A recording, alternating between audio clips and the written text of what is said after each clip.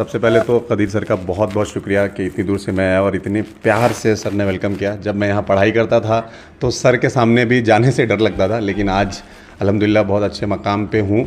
और वो अगर कहीं ना कहीं है तो वो शाहीन की वजह से ही, क्योंकि जब एक आप समझते हैं मदरसे का जो तालिबे इल्म होता है, मदरसे से पढ़ने के बाद जो हाफिज़ बच्चा होता है उसको दुनियाई नॉलेज कुछ भी नहीं होता, कुछ भी पता नहीं होता। सेम वैसा मैं भी था आज से 8-9 साल पहले जब मैं शाहीन आया था।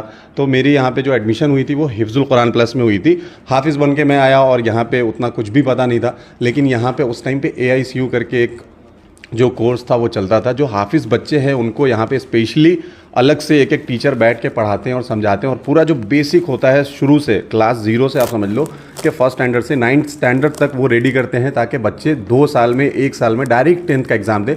तो मैं भी जब यहाँ पे आया था तो 9th में मेरी डायरेक्ट मतलब AICU कोर्स करने के बाद उस टाइम पे ब्रिज कोर्स चलता था, तो 9th में एडमिशन लिया। फिर मैं इंग्लिश मीडियम में गया, ये सबसे बड़ी बात थी। और जब मेरा 10th का रिजल्ट आया था, मैं अभी आपको मेरे फ़ोन में होगा, मैं दिखाऊंगा।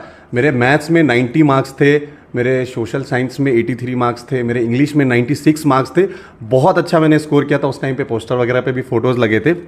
फिर मेरा एजुकेशन भी कंटिन्यू रहा, और एक शुरू से पैशन था मेरा बाइकिंग का, अब वो मेरा प्रोफेशन भी हो गया है। और अल्हम्दुलिल्लाह आप गूगल पे भी जाके सर्च करेंगे मेरा नाम हमज़ा मुर्तज़ा, तो आपको हर जगह दिख जाएगा, फेसबुक पे, इंस्टाग्राम पे, यूट्यूब पे, हर जगह मैं अवेलेबल हूँ। पहले तो वो पैशन था, लेकिन अब वो मेरा प्रोफेशन भी है। और इंडिया के जितने भी बड़े रेनॉल्ट ब्रांड्स हैं, चाहे बाइक का आप ले लो, हर ब्रांड के साथ मैंने डायरेक्ट काम किया हुआ है। और भी बहुत सारी चीज़ें हैं, बहुत सारे मेरे रिकॉर्ड्स भी आप गूगल पे जाके सर्च करेंगे तो आपको दिख जाएगा। तो इसमें शाहीन का बहुत बड़ा रोल रहा है, और इस वजह से तब मैं आगे भी अपना स्टडी कंटिन्यू करना चाहता था शाहीन में, लेकिन बहुत सारे रीजंस थे, वजूहात थे, जिसकी वजह से नहीं हो पाया। तो आज जो मेरे 2 छोटे भाई हैं, अल्हम्दुलिल्लाह मेरे वालिद अब नहीं हैं, लेकिन मैं अपने छोटे भाइयों को इस चीज़ की बिल्कुल भी कमी महसूस नहीं होने देता हूँ। पहले भी 6 महीना पहले मैं आया था, एक यहाँ पे मेरा छोटा भाई है, वो यहाँ पे पढ़ाई कर रहा है हिफ्ज़ करने के बाद, क्योंकि मैं चाहता हूँ जिस तरीके से मैं अगर दुनियाई में कुछ कर रहा हूँ तो वो लोग भी, मेरा शौक था डॉक्टर बनने का, मैं तो नहीं कर पाया, लेकिन मेरे 2 छोटे भाई, उन दोनों को डॉक्टर बनाना है। इस वजह से मैं आया हूँ यहाँ पे, क्योंकि आप सबको पता होगा कि जो शाहीन ग्रुप ऑफ इंस्टीट्यूशन है वो कर्नाटका का फर्स्ट रैंक होल्डर भी रह चुका है, और all India 9th rank holder भी रह चुका है, और हर साल एक अच्छा स्कोर आता ही आता है नीट में। तो ये चीज़ें आपको देखने को आप कहीं भी सर्च करोगे मिल जाएगा। तो अगर आप भी नीट करना चाहते हैं, मतलब आपको MBBS करना है, तो आपको पता होगा कि नीट क्वालिफाई करना कंपलसरी है। बहुत सारे बच्चे इधर उधर जाके अपने दोस्तों के चक्कर में, गार्जियंस के चक्कर में गलत जगह पड़ जाते हैं। आप एक बार अच्छे से रिसर्च कीजिए, शाहीन के बारे में पता कीजिए, बहुत अच्छा इंस्टीट्यूट है। MBBS अगर स्पेशली आप करना चाहते हैं, वैसे यहाँ पे 6th क्लास से ही जो है एडमिशन स्टार्ट हो जाता है।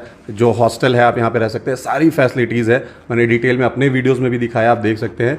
पूरा कैंपस जो है पूरा 24/7 जो है कैमरे के अंदर मतलब सर्विलेंस में रहते हैं कि कोई भी बच्चा इधर उधर अदर एक्टिविटीज़ में तो नहीं इन्वॉल्व है। और वो जो एज होता है वो बहुत इंपॉर्टेंट होता है कि आप फ़ोन से दूर रहें, इन चीज़ों से दूर रहें। तो ये चीज़ें हैं। बाकी जो मेरा अभी सफ़र है वो कंटिन्यू रहेगा। मैं बिहार से बाइक से स्टार्ट किया हूँ, और मैं अभी कन्याकुमारी तक जा रहा हूँ। रास्ते में ये पढ़ रहा था, मेरे एक छोटे भाई का एडमिशन भी कराना था, तो मैंने कहा एडमिशन कराते हुए फिर अपना सफ़र आगे कंटिन्यू करेंगे। और कन्याकुमारी से फिर मैं ऊपर कश्मीर तक जाऊँगा।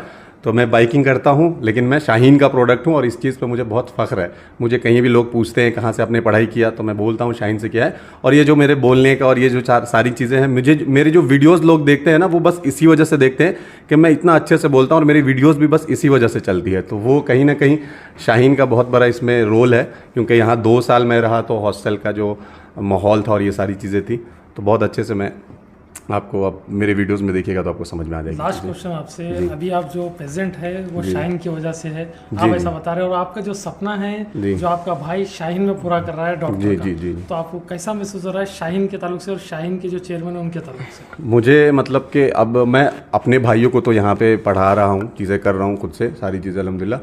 और भी जो नए स्टूडेंट्स हैं, कोई भी मेरा, जैसे मैं स्टूडेंट्स से बहुत ज़्यादा मिलता हूँ, जहाँ भी जाता हूँ बातें करता हूँ, यूथ से पूछते रहता हूँ, तो उनको भी मैं बताता हूँ। कोई बच्चा अगर आके पूछता है कि यार भैया मुझे MBBS करना है, उसके लिए क्या है, तो मैं फ़ख्र से बोलता हूँ कि आप शाहीन जाओ, आंख बंद करके, वहाँ पे आपको सारी फैसिलिटीज़ और सब कुछ मिलेगा। आपको कैसा शाहीन में आना बोल के कैसा मालूम है कि शाहीन में एजुकेशन इतना अच्छा है? बिहार से आप आ रहे हैं बोल रहे हैं, आज से 10 साल पहले, तब जब मैं खुद यहाँ जब आया था ना, तो उस टाइम पे मतलब मैं अगर अभी जो चीज़ें अल्हम्दुलिल्लाह मैं कर रहा हूँ, उस टाइम पे मेरी हालात उतनी अच्छी नहीं थी। मेरे अब्बा भी मतलब ऐसा कुछ नहीं था।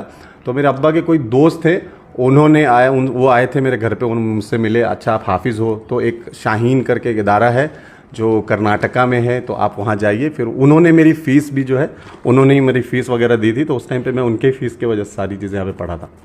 और आज मैं खुद से अपने भाइयों को यहाँ पे पढ़ा रहा हूँ। खदीर सर के ताल्लुक से आपका क्या कहना है? कदीर सर के ताल्लुक से तो उस टाइम पे भी सर से बहुत इंस्पायर होता था, क्योंकि जो मुस्लिम बच्चों के लिए और जो ये काम कर रहे हैं, और ख़ास करके जो हाफिज़ बच्चे हैं उनके लिए जो यहाँ पे फैसिलिटीज़ है वो बहुत अलग है। उन पे स्पेशल अलग से ध्यान दिया जाता है। प्लस उनके फ़ीस में भी जो है, जो नॉर्मल बच्चों की फ़ीस होती है उस पर फ्लैट 50% जो है वो मतलब कम रहता है। और उसमें भी अगर कोई बच्चे ऐसे होते हैं जो पढ़ना तो चाहते हैं, टैलेंटेड है, लेकिन अगर फ़ीस के पैसों की वजह से नहीं पढ़ पाते हैं, तो भी यहाँ पर सारी रियायत हो जाती है आसानी से। AICU से आपको कितना फ़ायदा मिला है आप जब पढ़ते थे? अब AICU से जब मुझे फ़ायदा की अगर बात करूं, तो आप मेरे रिजल्ट्स देख सकते हैं कि मैं मदरसे से डायरेक्ट पढ़ के आया था। कुछ भी ऐसा कुछ है नहीं, डायरेक्ट मदरसे से हिफ्ज़ करके यहाँ पे आया। फिर मेरी एडमिशन हुई और AICU की वजह से मैं 10th पास आउट हुआ कन्नड़ में। कन्नड़ा जो यहाँ में 2 साल में एक नया लैंग्वेज होता है, जो यहाँ के भी बहुत लोग होते हैं नहीं बोल पाते हैं। फिर भी मैंने सीखा और पढ़ा और एग्ज़ाम दिया और पास भी हुआ। लास्ट मैसेज क्या देंगे आप आवाम को? लास्ट मैसेज मैं यही दूंगा कि आप चाहे किसी भी फील्ड में हैं, कुछ भी कर रहे हैं, बहुत सारे लोग ये इंस्पायर होंगे, कह रहे ये तो यूट्यूबर हैं, बाइक चलाते हैं, ट्रैवल करते हैं, लेकिन वो सब चीज़ों के अलावा एजुकेशन जो है वो बहुत ज़्यादा इंपॉर्टेंट है। क्योंकि अगर आप यूट्यूब पे भी आना चाहते हैं, कुछ अच्छा करना चाहते हैं, तो उसके लिए आपका बोलना बहुत अच्छा होना ज़रूरी है। आप नॉर्मल आपसे अगर कोई पूछे आप यूट्यूबर है, लेकिन उसके साथ अगर आप कहते हैं कि मैं IAS भी हूँ, मैं डॉक्टर भी हूँ, मैं इंजीनियर भी हूँ, तो वो एक अलग आपका पर्सपेक्टिव होता है। तो ये चीज़ है कि एजुकेशन आप पहले कीजिए। आप पढ़ते पढ़ते भी आप मतलब वीडियोस बना सकते हैं, आप उन चीज़ों को अच्छे से बता सकते हैं। तो आपके पास जितना ज़्यादा नॉलेज होगा, आप लोगों को उतने अच्छे से मैसेज दे सकते हैं।